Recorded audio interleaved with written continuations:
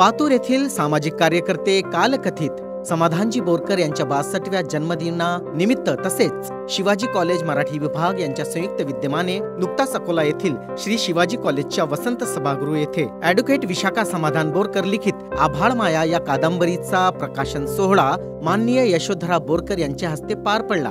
आभाळ माया ही जीवनमूल्य समृद्ध अशी बाप लेकीची कहाणी असून साहित्य क्षेत्रामध्ये एका हळव्या काळजातील कोपऱ्याला भावस्पर्श करून उजागर करणारी वैशिष्ट्यपूर्ण कादंबरी आहे असे प्रतिपादन प्रकाशन सोहळ्याच्या अध्यक्षीय भाषणात महाराष्ट्रातील सुप्रसिद्ध ज्येष्ठ साहित्यिका डॉक्टर प्रतिमा इंगोले यांनी केले।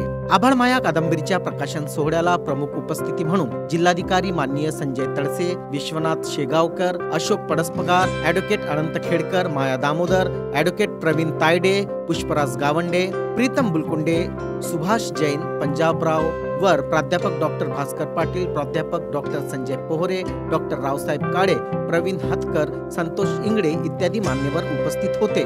विशाखाची ही जी कादंबरी आहे काव्यात्मक असल्यामुळे ती खेचून घेतली, तिच्यात एक लय आहे आणि ती जी लयबद्धता आहे ती लयबद्धता आपल्याला आवडत जाते, भावत जाते। वराडी बोली आहे, आपला परिसर वराडीचाच आहे, वराडी बोली आहे, प्रमाण बोलीचा देखील वापर केलेला आहे, हिंदीचा देखील सफकर वापर आहे, खूप ठिकाणी हिंदी संवाद आहे, खूप ठिकाणी आहे। वडील सुद्धा करतात, विशाखा सुद्धा करते, इतर जे नायक पात्र आहेत त्यांचे सुद्धा बोलगरी नसेल किंवा आणखी कोणी असेल त्यांची जी भाषा आहे म्हणजे पात्र ज्या प्रदेशातलं असेल त्या प्रदेशातली भाषा इथे अधोरेखित होताना दिसते। त्यामुळे भाषेचा देखील एक मिलाप, सुंदर मिलाप या कादंबरीमधून विशाखाने घडवून आणलेला आहे। हिंदीचा चपकल वापर तिने केलेला आहे। त्यानंतर ही जी कादंबरी आहे त्या कादंबरीचा जो शेवट आहे, शेवटाकडे आलेलो आहे, म्हणजे प्रारंभ झालेला आहे कादंबरीचा तो आठवणीने झालेला, बाबाच्या आठवणीने झालेला आहे आणि शेवट जो झालेला आहे तो शेवट देखील बाबांच्या करून आठवणीनेच झालेला। प्रारंभ आणि शेवट याचं सूत्र विशाखाने अतिशय सुंदरपणे जुळवलेलं आहे। त्यामुळे ही कादंबरी जरी विशाखाच्या बाबांवर ती आधारित असली तरी केवळ ती विशाखाच्या बाबाची कादंबरी राहत नाही, ती समूह मनाचं चित्रण घेऊन साकार होताना आपल्याला दिसते। त्यामुळे ती जी कादंबरी आहे ती कादंबरी वाचकाला आपलीही कादंबरी वाटते, आपणही त्याच्यामध्ये कुठेतरी डोकावतो आहोत असं आपल्याला वाचत असताना भास होतो। हे लेखिकेचं काय आहे, हे वैशिष्ट्य आहे। पण आम्ही जे जाणतो की कादंबरी लिहिणं, पुस्तक लिहिणं, आत्मचरित्र लिहिणं इतकं सोपं नाही। ते लिहिण्यासाठी पहिले ते जगावं लागतं। जोपर्यंत ते आपण जगत नाही तोपर्यंत आपल्या लेखणीतून कागदावर ते अवतरित होत नाही आणि न जगता लिहिलं तर त्याला आपण साहित्य मानता येत नाही। त्याच्यामुळे अभिनंदन विशाखा बोरकर यांचं। कादंबरीकार म्हटलं, लेखक म्हटलं, साहित्यिक म्हटलं तर सगळ्यात पहिले चेहरा जो येतो ना तो आमच्यासारख्याच आहे। म्हणजे काहीतरी वय झालं असेल, म्हातारे झाले असतील, केस पिकलेले असतील, दात पडलेले असतील, पण मी पहिली युवा कादंबरीकार साहित्यिक पाहत यायची अतिशय तारुण्य वयात गेली त्या, म्हणजे ही खरंच अभिनंदनीय बाब की माणूस आयुष्यभर जगतो, ते जीवन जगतो, त्या वेदना, त्या संवेदना, ते सुख, ते दुःख, त्या भावना, ते ऋणानुबंध, ते नाते जोपासतो, शिकवतो आणि हे सगळं करता करता करता असं वय निघून जातं आणि त्याच्यानंतर त्याला वाटतं की आपण लिहिलं पाहिजे। पण या ठिकाणी अगदी उलट आहे, लिहिणारी व्यक्ती अतिशय तरुण आहे आणि हाही विशाखा आजची या ठिकाणी लेखिका म्हणून, एक नायिका म्हणून समोर आलेली आहे। ही फक्त एकटी नाही आहे, ही येणाऱ्या अनेक विशाखासारख्या अनेक नायकांचं हे प्रतिनिधित्व आहे। त्यामुळे त्यांचं आज मी या ठिकाणी अभिनंदन करतो।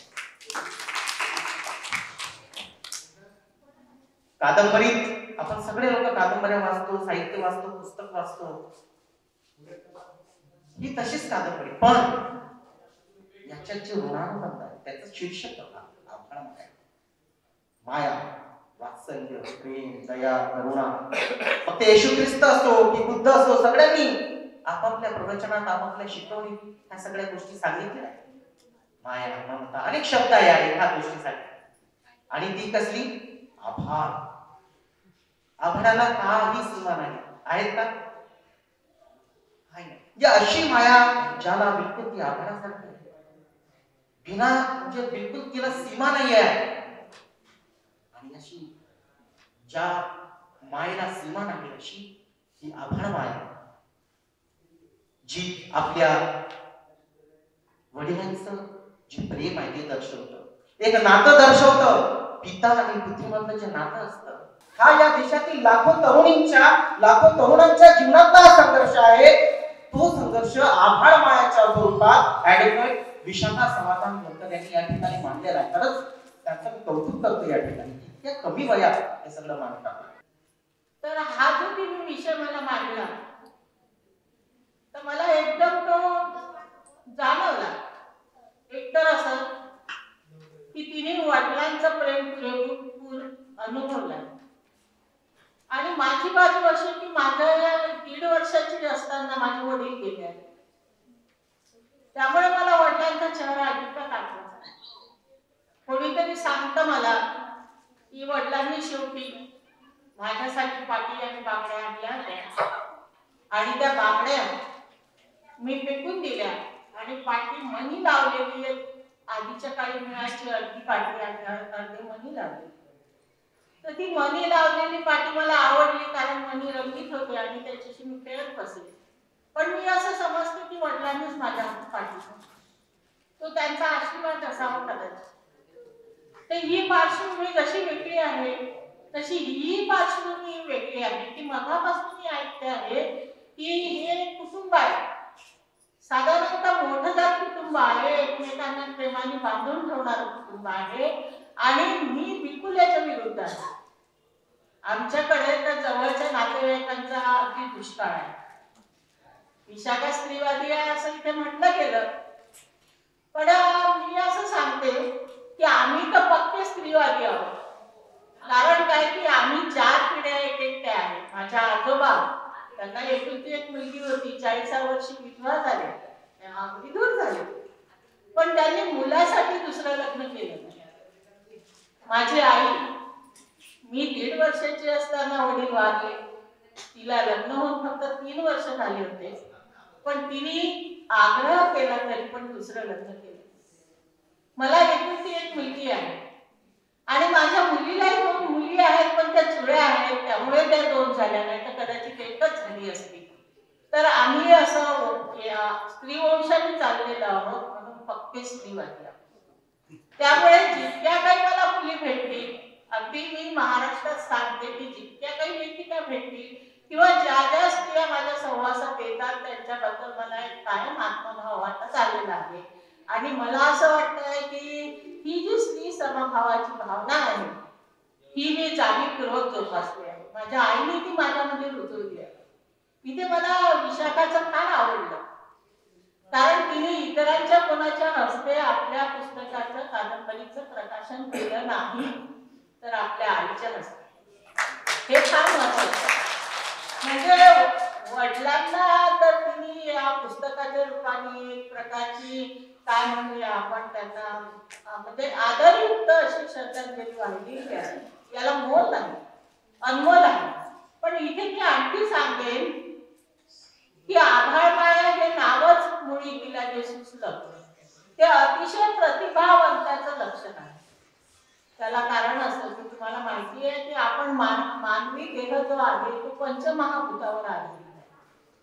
आणि या पंचमहाभूतांपैकी शेवटचं जे पंचमहाभूत आपण म्हणतो पृथ्वी, आग, तेज, वायू आणि आकाश, तर हे आकाश सगळ्यांना कमी भिन्नच आहे. आणि याचं प्रतिकात्मक असंही म्हणू शकतो की इंग्रज सर मगाशी म्हणाले की मुखपृष्ठ चांगलं आहे, पण याला आपण असंही म्हणू शकतो की हे जे पंचमहाभूत आहे त्या सृष्टीवरील सगळ्यांना कवयित घेते. आणि आपण असंही म्हणतो की सृष्टी म्हणजे माया आहे. जे आध्यात्मिक लोक आहेत ते म्हणतात हे म्हणजे जग म्हणजे माया आहे. आणि खरंच आकाश म्हणजे आकाश नावाचं पृथ्वी पंचमहाभूत या पृथ्वीवरील मायेला कवयित घेते आहे. हे प्रतिकात्मक असं एक रूपक आहे आणि हे रूपक या कादंबरीच्या मुखपृष्ठावर मला दिसते. त्यामुळे मला इथे रावसाहेब काळे आलेले आहेत, त्यांना माहिती आहे की मी पण लोकसाहित्याचे अभ्यासक आहे, ते पण लोकसाहित्याचे अभ्यासक आहे. तर लोकसाहित्यामध्ये आभाळाला, आकाशाला एक वेगळा अर्थ आहे. तिथे ते पुरुष तत्वाचं प्रतिनिधित्व करतं. म्हणजे आकाश पुरुष तत्वाचा प्रतिनिधी आहे, तशीच पृथ्वी ही स्त्री तत्वाची प्रतिनिधी आहे. आणि या दोघांच्या या शिव आणि शक्तीच्या प्रतीकातून ही सृष्टी साकार होते असं आपलं समज, लोकमानस असं मानतं. त्या दृष्टीने हे जे या आभाळ माया या शीर्षकाची वलय अशी वाढत जातात आणि ती अख्ख्या सृष्टीला कवेत घेतात. बऱ्याच जणांनी याचा उल्लेख केलेला आहे, पण मला हे शीर्षक तिने सांगितलं तेव्हा इतकं आवडलं आणि मी तिला म्हटलं मी जरूर त्यावर आणि लिहिलं, पण मी मनापासून लिहिलं. इथे मला एक जाणवत आहे की इथे जे बोलले ते सगळे वाक्य मनापासून बोलले आणि त्यांनी सगळ्यांनी भरभरून तिला शुभेच्छा दिल्या. कारण कसं की ती त्या लायकीची आहे. माझ्याकडून तर तिच्या म्हणजे माझ्या तिच्याकडून खूप अपेक्षा आहेत की उद्या ती या अकोला जिल्ह्याचं किंबहुना सगळ्या लेखिकांचं किंवा सगळ्यांचं प्रतिनिधित्व करेल आणि नाव काढेल. त्याबद्दल मला सांगा. ॲडव्होकेट विशाखा समाधान बोरकर या कवयित्रीची अलीकडेच आभाळमाया ही कादंबरी आलेली आहे. खरं म्हणजे आभाळमाया ही कादंबरी अत्यंत अन्वर्थक शीर्षक असलेली, बोलकं शीर्षक असलेली, सूचक आशय व्यक्त करणारी कादंबरी आहे. कादंबरी वाङ्मय प्रकारामध्ये स्त्रियांचं लेखन अतिशय अत्यल्प आहे आणि या लेखन प्रकारामध्ये अशा प्रकारचा आवाका पेलणे ही साधी गोष्ट नाही. परंतु ॲडव्होकेट विशाखा समाधान बोरकर यांनी अतिशय लिलया पद्धतीने ही कादंबरी अधोरेखित केलेली आहे. आणि या कादंबरीमध्ये बाबांचं जे चित्रण आहे हे चित्रण तिने अधोरेखित केलेलं आहे. परंतु ही कादंबरी जशी विशाखा बोरकर यांची आहे तशीच ती कादंबरी समूह मनाला प्रेरित करणारी देखील कादंबरी आहे. या कादंबरीचा जो आवाका आहे तो पातूर, अकोला, शिरला असा जो परिसर आहे, भौगोलिक परिसर, आणि तोच तिचा सामाजिक परिसर आहे. त्यामुळे या सामाजिक परिसरातलं जे चित्रण आहे हे चित्रण अतिशय उत्कटपणे या कादंबरीमधून विशाखा बोरकर यांनी साकारलेलं आहे. जय भीम. आभाळमाया ही ॲडव्होकेट विशाखा बोरकर हिची पहिलीच कादंबरी आहे आणि ही जी कादंबरी आहे ही भावना आणि विचाराचं जे मंथन होतं त्या मंथनातून निर्माण झालेली ही कादंबरी आहे. ॲडव्होकेट विशाखा बोरकर यांनी यापूर्वीही 2 पुस्तकं लिहिलेली आहेत आणि ही जी कादंबरी आहे ही कादंबरी फक्त ही नायिका ही स्वतःचंच दुःख या ठिकाणी त्या कादंबरीमध्ये व्यक्त करत नाही, तर समस्त जो बहुजन समाज आहे त्या बहुजन समाजातील आणि मानवी समाजातील जे भावनात्मक जे प्रेम आहे, जिव्हाळा आहे, बापांप्रती जे काही अनमोल असं तिचं प्रेम आहे, ते प्रेम ही निश्चितच ही कादंबरी या ठिकाणी दर्शविते. आणि या कादंबरीमधून समाजाला आईबापांविषयी जो जिव्हाळा, प्रेम, आपुलकी आणि कर्तव्य जे आहे ते कर्तव्य कशा प्रकारे या ठिकाणी म्हणजे कर्तव्य पार पाडल्या जाईल आणि आपल्या आईवडिलांची सेवाच म्हणजे आपल्या आईवडिलांना चांगल्या प्रकारे जी वागणूक आहे वागवणं हे या कादंबरीच्या माध्यमामधून समाजापर्यंत पोहोचेल. आणि निश्चितच ॲडव्होकेट विशाखा बोरकर ह्या ज्या नवनिर्वाचित साहित्यिक आहेत त्या साहित्याच्या माध्यमामधून समाजाचं प्रबोधन करतील अशी मला दाट आशा आहे. विशाखाच्या बाबतीत सांगायचं आम्हाला खूप मोठं असं कौतुक वाटते की आमचं कुटुंब हे शेतकरी कुटुंबातील असून ते तिनं साहित्य क्षेत्रामध्ये आज इथपर्यंत एवढी फार मोठीशी भरारी मारलेली आहे की जिच्यामध्ये महाराष्ट्रातील जे नामवंत साहित्यिक आहेत की जे तिच्या साहित्यावर कमेंट्स करतात आणि तिचं भरभरूनचं कौतुक करतात. आम्हाला त्या गोष्टीचं फारसं कौतुक वाटते की आमच्या विशाखाने कुठलाहीच आमच्या कुटुंबाला साहित्य क्षेत्राचा गंध नसताना हे एवढं मोठं कादंबरी आणि वेगवेगळ्या कविता, आभाळमाया असो की या इतर साहित्य असो, याच्यामध्ये जी तिने मंजिल मारलेली आहे त्याचं आम्हाला भरभरूनचं कौतुक वाटते. विशाखाला पुढील वाटचालीस हार्दिक शुभेच्छा व भरभरून आशीर्वाद आमच्याकडनं. विशाखाबद्दल मला खूप कौतुक वाटते. आणि विशाखा लय मोठी हो, खूप खूप मोठी हो. विशाखाचं जेवढं कौतुक केलं तेवढं थोडं. माझा वडिलांवर लिहिलेला आभाळमाया कादंबरी नुसतीच प्रकाशित झालेली आहे. खरं तर आभाळमाया काय असतं तर वडिलांची असीम असलेली छाया, वडिलांचा असीम असलेला प्रेमाचा झरा. आज कालकथित समाधानजी बोरकर यांच्या 62व्या स्मृतिदिनानिमित्त मी ही कादंबरी आपल्या सर्वांच्या समोर आणलेली आहे. ही कादंबरी कुणी एका मुलीची नाही आहे, तर ही कादंबरी आहे एक बाबा हरवलेल्या मुलीची. कादंबरी म्हटल्यानंतर विषय येतो की तो कुठल्या तरी साहित्य प्रकारामध्ये लिहिला गेलेला असेल. पण मी जेव्हा ही कादंबरी लिहिली होती तेव्हा मला कादंबरीचा काय असतो हे सुद्धा माहिती नव्हतं. कारण बाबा गेल्यानंतर नुकतंच मी LLBला ॲडमिशन घेतलं आणि रात्री झोप नाही लागायची, कारण पूर्ण विश्व अफाट झालं होतं माझ्यासाठी. आठवणीचा कल्लोळ मनामध्ये वाजत होता, काय करावं काय नाही हे सुचत नव्हतं. तेव्हा मग रडले की तब्येत खराब व्हायची, त्यामुळे रात्र झोप नव्हती लागायची.